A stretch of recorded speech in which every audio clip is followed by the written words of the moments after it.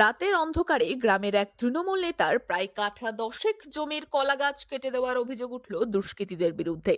রবিবার রাতে ঘটনাটি ঘটেছে ডোমকল থানার সাহাদিয়ার মোল্লাতলার মাঠ এলাকায়।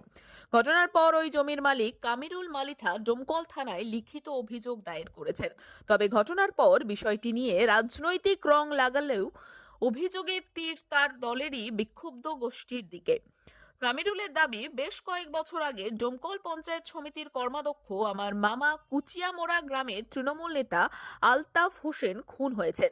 সেই ঘটনা নিয়ে একাংশের দুষ্কৃতীদের সঙ্গে আমাদের বিরোধ, তারাও এখন তৃণমূল করে।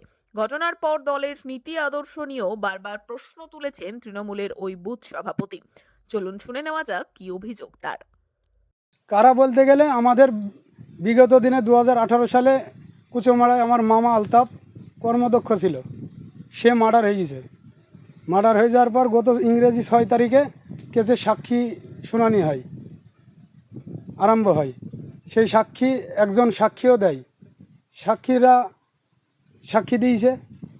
তারপরে যারা আসামি পক্ষের লোক তারাই তো আমাদের এন্টি, যেহেতু আমার মামাকে মেরে ফেলেছে, ঈদগাহার এখানেই মেরেছে।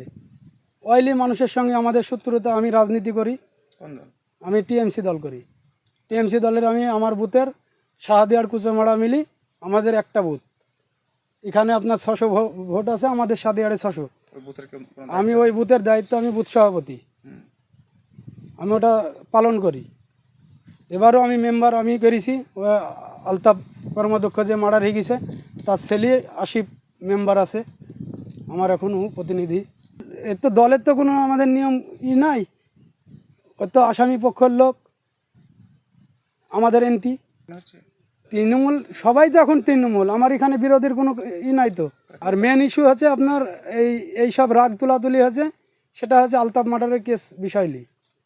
আচ্ছা, ওই কেসের আমরা দেখভাল করেছি, কেস আমরা বহুত দূর কেস গড়ি লিখেছি। হ্যাঁ, আমি নিজেও সাক্ষী নাই, তবে নিজে আমি সাক্ষী দেখভাল করি।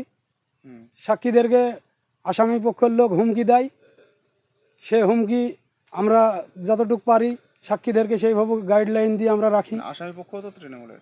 হ্যাঁ, আসামি পক্ষ তৃণমূল। সুনিতা, মুর্শিদাবাদের সর্বকালের সেরা এবং ঐতিহাসিক বস্ত্র প্রতিষ্ঠান।